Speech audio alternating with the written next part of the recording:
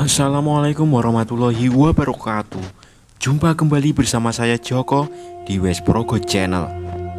Untuk kali ini kita akan melanjutkan kisah yang berjudul Sate Gagak bagian 3. Pagi itu ditemani Surti, aku langsung bergegas membeli mobil. Selain itu kami juga singgah di mall untuk membelikan baju, juga perhiasan. Mengambil hatinya sangat mudah.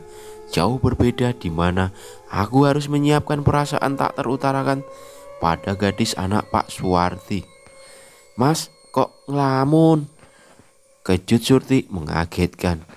Enggak dek, cuma berpikir soal bisnis mas saja," jawabku asal. "Oh iya, emang bisnis mas Bam apa sih?" tanya Surti. Bisnis tambang dek." "Iya, tambang di luar kota," balasku sekenanya. "Tambang batu bara mas?" tanyanya lagi. "Oh dek, batu bara di luar kota." Dan entah sejak kapan perasaan gadis ini semakin berani untuk lebih intim, menggandeng tangan ketika berjalan memutari mall, sampai terdengar telepon masuk dari dealer kalau sore itu mobil akan diantar ke rumah. Lalu aku ajak Surti pulang sambil menunggu mobil pesananku sampai. Selain itu, entah ini cinta atau bukan, yang jelas Surti mulai jatuh di pelukanku. Dengan duduk di teras rumah, tanpa aku suruh, dia sudah membuatkan aku kopi dan duduk di sebelahku sambil berkata, "Mas, terima kasih ya," katanya dengan suara lembut. "Terima kasih buat apa dek?" ucapku. "Buat ini, sudah beliin Surti baju, perhiasan, juga baik sama aku, bikin aku jatuh cinta," pengakuannya padaku. "Ya sama-sama dek, mas lakuin ini semua karena cinta sama dek," kataku. Ceritaku menutupi tabiat yang sesungguhnya hanya menjadikan dia tempat pelarian juga sebagai pengisi hari dalam hidupku agar tidak sepi lagi. Cinta tanpa rasa yang tulus itu kebohongan. Bulan malam ini masih belum sempurna. Masih ada 2 hari lagi untuk memerah menjadi purnama. Namun semua sudah aku persiapkan untuk ritual di malam purnama nanti. Gagak, arang, dupa, semua sudah dipersiapkan di rumah 2 sahabat. Malam itu aku berpamitan dengan Surti kalau hendak keluar kota menuju bisnis di sana. Tapi yang sebenarnya di rumah itu aku jadikan tempat rundingan untuk kami bertiga, karena Pak Karto malam itu tidak bisa hadir karena sakit demam. "Kabeh wis beres Kang, rong dino engkas aku budal." "Wis aman mas bos, tinggal budal ae, kabeh wis cemepak komplit," jawab kedua suruhan Pak Karto. "Yo Kang, nek wis beres santai ae, yo budal karaoke," ajakku ke mereka berdua. Kami bertiga memasuki mobil baru yang harganya 2 miliar, meluncur ke sebuah tempat karaoke, memesan room VIP, juga 4 wanita pemandu lagu. Tak lupa juga memesan beberapa minuman dan makanan agar semakin hot bergoyang dan bernyanyi. Lagu andalan pertama aku lantunkan adalah lagunya Jamrud yang berjudul Surti, karena tanpa aku sadari bunga-bunga cinta mulai tumbuh meski hanya sebatas kuncup saja. "Mbak, kamu tolong goyang ngebor ya," suruhku kepada gadis yang sedari tadi hanya duduk merokok. Iya mas, goyangnya di sini apa di depan sana?" dia bertanya. "Ya di depan, mosok di luar?" "Gak usah khawatir mbak, bosku ini juragan. Duitnya buat sendiri. Cerocos sahabatku mulai mabuk. Oh iya mas, siap saya, katanya sambil maju ke depan. Dengan menikmati minuman, goyangan iblis ditambah musik koplo, suasana remang-remang ini membuat kami larut dalam pelukan maksiat. Dengan tawa kepuasan menelan berbagai dosa, bisikan-bisikan setan selalu kami ikuti. Ajang huru-hara yang berujung zina berjamaah.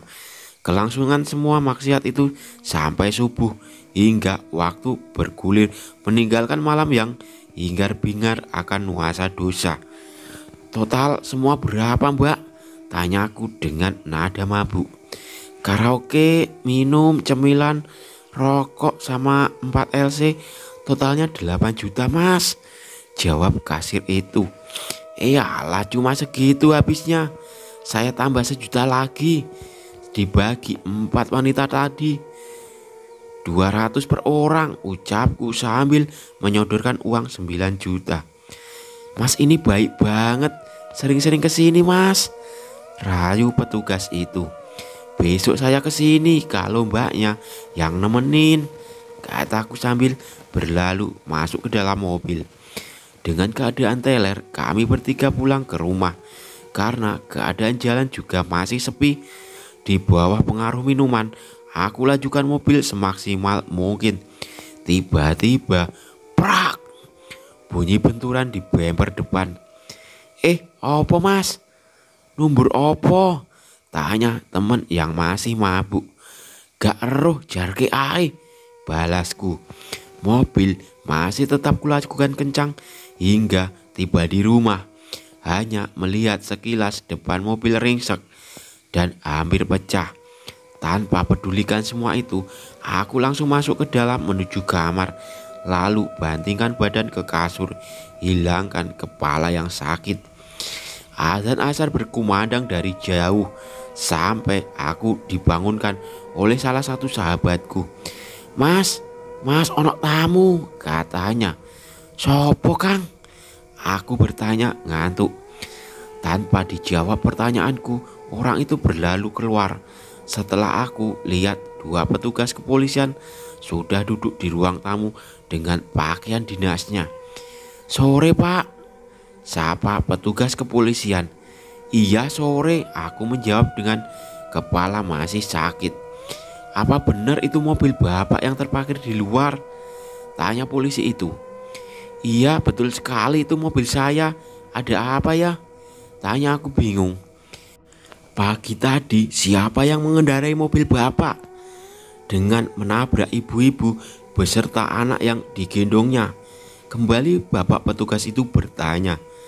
Saya pak yang nyetir, tapi perasaan tidak nabrak orang. Aku membela diri. 2 korban meninggal di tempat. Apa bapak mengendarai dalam keadaan mabuk? Interogasi mulai diluncurkan oleh 2 orang polisi itu. Saya hanya minum sedikit pak. Saya juga tidak tahu kalau ada yang ditabrak. Masih berusaha berbohong untuk mencari aman. Kalau sampai tidak sadar itu namanya mabuk pak. Silakan bapak juga kedua sahabat bapak ikut ke kantor untuk mempertanggungjawabkan masalah itu, kata Pak Polisi. Kami bertiga hanya mengikuti dan digelandang oleh petugas kepolisian menuju kantor. Di sana keluarga korban sudah menunggu dengan rundungan kesedihan. Juga ada yang terlibat sangat marah. Polisi saat itu mempersilahkan kami duduk dan melanjutkan pertanyaan. Surat pidana terlihat di meja karena pihak keluarga memberi laporan tentang tabrak lari yang aku lakukan. Namun di sini aku masih mencoba untuk berdamai, meminta tuntutan itu dibatalkan dengan membayar uang ganti rugi ke pihak korban, juga membayar denda untuk kepolisian. Namun di sini suami dari korban tidak ingin damai. Dia tetap menginginkan aku dihukum setimpal karena telah menghilangkan nyawa istri juga anaknya yang masih bayi. Begitu juga dengan semua kerabatnya, seakan permohonan maaf dan membayar ganti rugi itu tidak cukup untuk mereka. Bahkan seandainya bisa, nyawa dibayar dengan nyawa, teriak mereka. Membiarkan diri terjerumus dalam kebahagiaan semu, sama halnya meminum kobaran api neraka, di mana akan ada pembalasan yang terbayar langsung dalam kehidupan di masa depan. Melihat jeruji besi di depan sangat mengerikan karena baru kali ini bersangkutan dengan hukum. Hidup yang semula berjalan lurus saja kini berbeda, harus menghilangkan nyawa manusia, dan yang paling miris kenyataan dari perdamaian adalah belum ada. Wajah-wajah angka terlihat dari semua orang yang ada di situ, seakan penghakiman menunjuk ke arahku sebagai seorang pembunuh. Tudingan yang sangat menyudutkanku dalam sebuah sesal dalam perlakuan diri yang tidak mampu lagi mengendalikan hawa nafsu. Saya mau dia dihukum setimpal, Pak. Tegakkan hukum setegak-tegaknya, ucap laki-laki yang dirundung kesedihan itu. Iya, Pak, kami pihak polisi akan melakukan menurut undang-undang yang berlaku. Saya akan mengajukan banding, Pak, dengan mendatangkan pengacara, ujarku. Iya, silakan, Pak. Jadi kelanjutan pidana ini tetap berlangsung dan Bapak membawa pengacara di persidangan ini. Untuk itu Bapak tetap wajib lapor setiap pagi sampai sidang ini diputuskan. Polisi itu memberi keterangan. Kenapa bisa begitu, Pak? Kenapa tidak langsung jebloskan saja pembunuh ini ke dalam penjara? Laki-laki itu keberatan. Ini sudah menjadi kewajiban kami untuk mengayomi juga menjalankan sesuai peraturan, Pak, jawabnya tegas. Dengan wajib lapor setiap pagi bukan berarti aku dengan kedua sahabat itu bebas hukum, namun menunggu sampai pengadilan memutuskan. Tidak ada manusia di negara ini yang bebas dari hukum yang berlaku.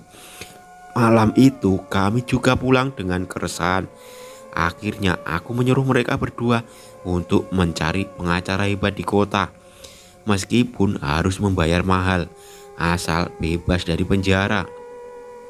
Sambil menunggu kedua sahabatku, aku hanya berdiam diri di rumah, menelpon Surti untuk sekedar bertanya kabar, memulai obrolan dengan bumbu kebohongan untuk sedikit menghibur yang gundah. Keesokan harinya seorang pengacara datang ke rumah, memperkenalkan diri juga siap membantu di persidangan nanti. Jadi begitu ceritanya, Mbak, kataku kepada layar wanita itu. Itu bisa saya atur nanti dengan membayar uang suap ke jaksa juga polisi, Mas, balasnya meyakinkan. Atur saja, Mbak, asal saya terbebas dari hukum. Soal uang jangan khawatir, imbuhku. Siap, Mas Bam, akan segera kirim surat naik banding ke pengadilan pusat. Nego untuk kasus ini nanti saya akan hubungi, Mas, pungkasnya kemudian berpamitan. Sebelum itu kami sudah saling berkenalan dengan menyepakati harga untuk jasanya. Uang itu harus aku siapkan agar bisa menyuap abdi negara. Cara busuk kami sepakati untuk mencapai kebebasan. Sesungguhnya masih sangat miris dengan penegak hukum yang masih jauh dari kata keadilan. Kang, gorene gagak karo perkakase, membengi iku aku budal, kataku menyuruh anak buah Pak Karto mulai menelepon. Karena malam ini bulan purnama penuh dan sudah menjadi perjanjianku dengan Gendruwo, penunggu gunung, untuk mempersembahkan makanan. Kesepakatan yang aku suka karena mendatangkan harta kekayaan untukku. Kembali bersemedi di kamar, menyiapkan 7 sarung, merapal kembali mantra. Juga tidak lupa kubuka lemari yang penuh akan tumpukan uang yang sangat banyak. Senyum setan tersungging dalam wajahku yang tak pernah merasakan kepuasan. Singkatnya, ritual ini kami lakukan dengan cara yang sama. Dan dupa bunga sudah aku tanam juga aku sebar. Perapian mulai aku buat. Namun saat itu melepaskan semua baju, sebuah tangan keriput dengan kuku panjang hitam mencekik leherku. Anak setan, beri aku sate itu, ucap nenek dengan tubuh besar yang dipenuhi bisul.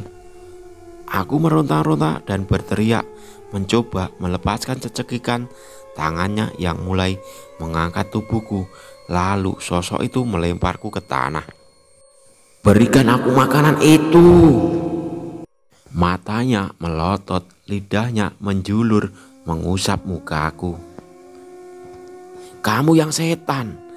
Belum juga aku buat sate, sudah main cekik saja, jawabku dengan napas masih ngos-ngosan.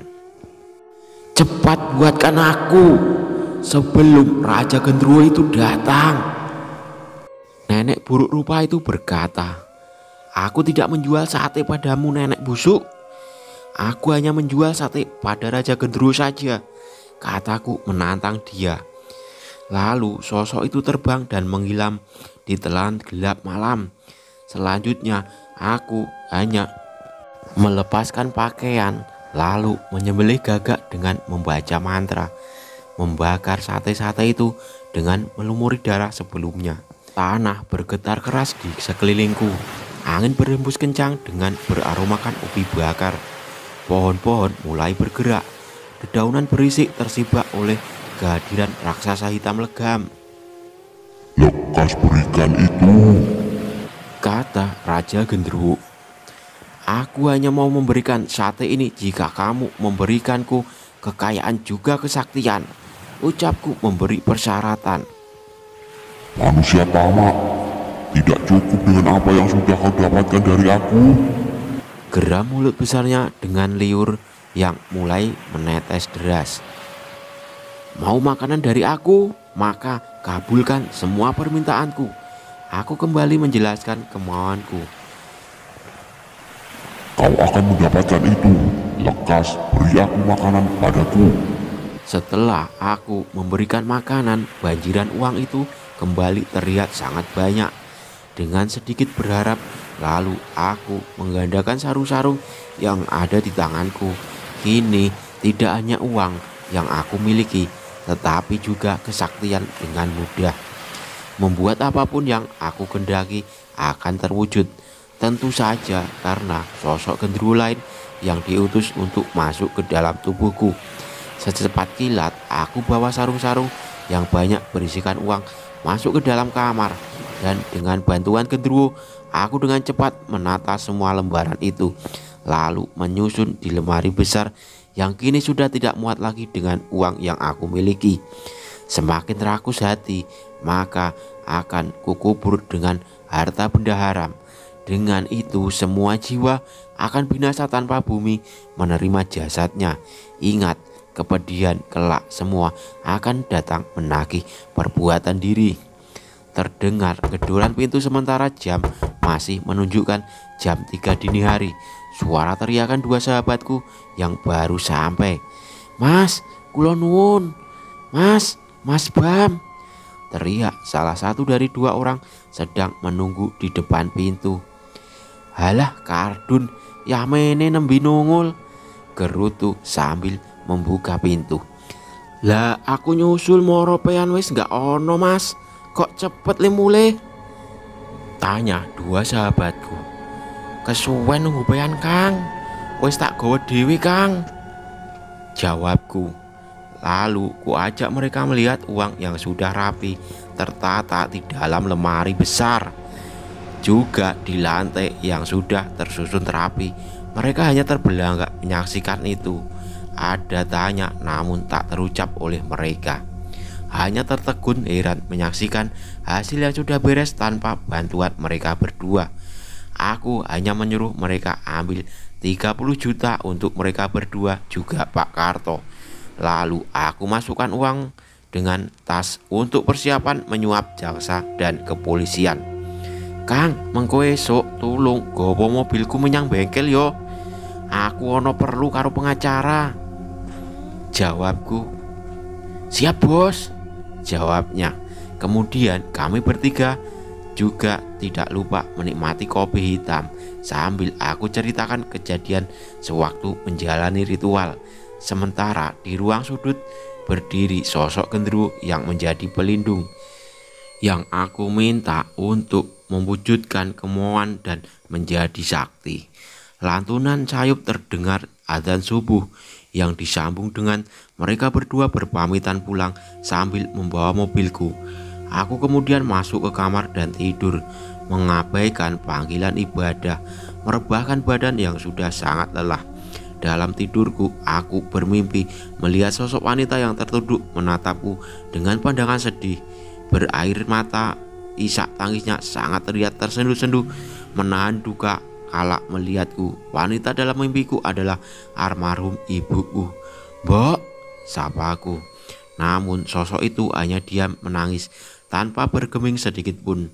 Saat tertegun ingin meraihnya, namun wanita itu semakin menjadi mundur.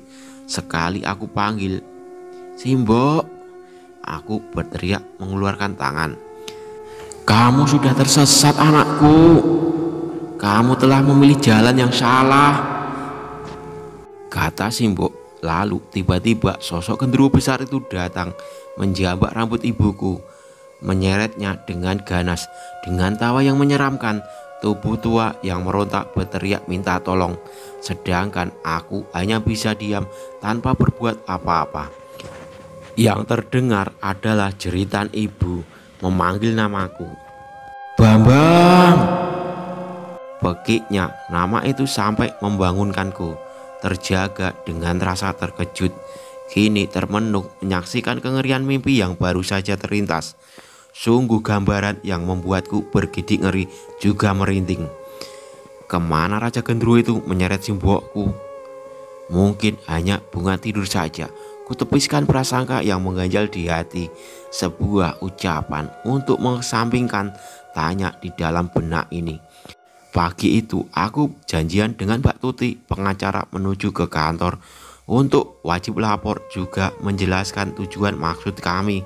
Dengan kesepakatan akhirnya aku membayar pihak kepolisian sebesar 100 juta untuk memudahkan pengurusan bebas dari jeratan hukum. Setelah itu sebelum siang aku diajak menuju rumah jaksa dengan maksud menyuap semua beres dengan membayarkan uang 500 juta. Kami berdua pun melanjutkan obrolan di sebuah kafe untuk menyelesaikan transaksi dengan pengacara itu. Aku memberikan uang 200 juta untuk jaksa yang ia lakukan untuk membantuku. "Beres kan Mas? Jangan khawatir, kalau masalah seperti ini biar saya atasi asal pelicinnya sesuai," katanya. "Iya Mbak, terima kasih banyak. Nanti kalau benar-benar vonis bebas sudah disahkan pengadilan, saya tambahkan bonus buat Mbak Tuti. Berharap akan lancar." "Waduh, terima kasih loh Mas Bam, malah repot gitu," ucapnya dengan tatapan penuh arti. "Jangan sungkan Mbak, jangan khawatir soal uang," kataku menyombongkan diri. Obrolan kesana kemari pun berakhir karena Mbak pengacara ada kesibukan. Lalu aku berpamitan dengan membawa sekepok uang untuk aku berikan. Sebuah senyum semeringah terpancar dari wanita yang berhati iblis. Aku masih terdiam di kafe tanpa sengaja melihat wanita yang sedang asik bermesraan di sudut ruangan dengan seorang laki-laki. "Surti," kataku lirih. Pelan aku melangkah untuk meyakinkan, mendekati dua manusia yang sedang berciuman. "Wow, hebat banget kamu. Di belakangku kamu begini rupanya," bentakku mengagetkan mereka berdua. "Mas Bam," ucap Surti terkejut. "Kenapa kaget begitu?" "Heran aku di sini," nadaku emosi. "Aku bisa jelaskan Mas, sabar," kembali Surti berucap. Namun penjelasan itu sama sekali tanpa arti untukku, malah semakin jijik menyaksikannya. Ditambah laki-laki di sampingnya hanya diam tertunduk. Lalu aku pergi tanpa berkata apapun, meninggalkan perselingkuhan itu. Terang luka, meski ada sedikit cinta hanya untuk main-main dengannya. Saat hampir mekar tuntas, cinta itu kini harus luruh dan mati. Kematian bukan berarti usai bakti seorang anak kepada orang tuanya. Hanya air mata dan doalah yang mampu menyemangatkan dan mengantarkan orang tua yang telah tiada di sisi kita. Ritual demi ritual sudah terjadi. Semakin kaya juga semakin banyak kemewahan yang sudah terbeli, melewati masa persidangan dengan mulus, terlepas dari jeratan hukum. Walau ada banyak manusia yang tersakiti oleh tidak keadilan itu. Berbagai kekuatan ganjil juga dengan sangat mudah aku lakukan dengan bantuan lelembut. Namun hidup merasa belum ada keberuntungan karena selalu gagalnya dalam urusan percintaan. Mimpi yang datang setiap malam tentang siksaan orang tuaku yang dilakukan oleh Raja Genderuwo itu aku abaikan bagai bunga tidur. Hari itu setelah kembali ritual keempat, 2 kali purnama membuat kamar ini penuh dengan uang yang bertumpuk, hingga ada keinginan untuk kembali ke kampung halaman, menunjukkan kalau aku sekarang bukan aku yang dahulu, susah dan menjadi gunjingan warga. Meski di kampung sudah tidak memiliki apapun, hanya sepetak bekas gubuk yang terbakar, juga pekarangan kebun kecil. Dengan mengajak 2 sahabatku siang ini melihat kembali tanah kelahiran yang sudah hampir 1,5 tahun aku tinggalkan. Kampung masih terlihat sama tanpa banyak perubahan dari semenjak waktu itu. Banyak wajah-wajah anak kecil berlarian yang tidak aku kenal lagi, entah anak siapa itu. Terbayang di mana waktu menginjak usia belia seperti mereka, hidupku sudah harus bergelut dengan kesusahan juga kemiskinan. Iki dusune pean mas? Tanya sahabatku dengan yang sedang menyetir. Oh kang, belas ra ono rubahe, panggah pancet kaya semono, jawabku. Lah omahe pean sebelah endi mas? Kembali pertanyaan dari salah satu sahabatku. Wis gak ono omah nang kene, ludes kobongan kabeh kok. Tanpa sautan tanya lagi, hanya diam dan kembali hening suasana kami. Cuma musik dangdut koplo melantun dari sound mobil. Tak lama kami sudah sampai tanah kosong dengan sisa kayu terbakar yang mulai ditumbuhi oleh semak belukar. Mandek kang, iki mbiyen omahku, suruhku, lalu dia parkirkan mobil. Kami bertiga turun dari mobil dengan disaksikan beberapa tetanggaku. Dengan sedikit agak heran mereka menatap ke arahku, seakan tak percaya jika aku datang dengan perubahan saat itu. Penglihatan itu hanya mampu menerawang kosong kehamparan tanah di hadapan sana.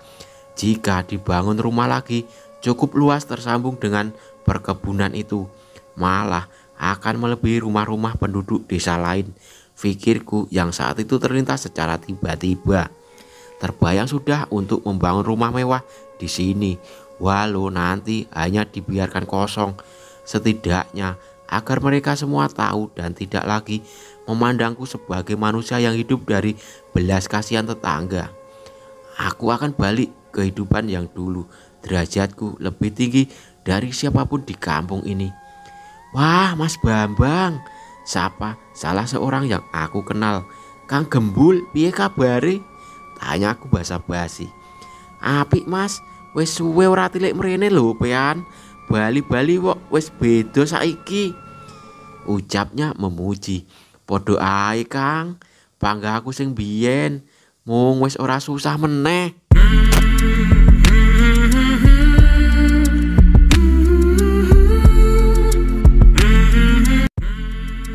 Oke, sampai di sini dulu cerita dari saya. Jangan lupa subscribe, like, share, komen, dan bunyikan tanda tombol untuk dapat menikmati cerita-cerita dari saya. Wassalamualaikum warahmatullahi wabarakatuh.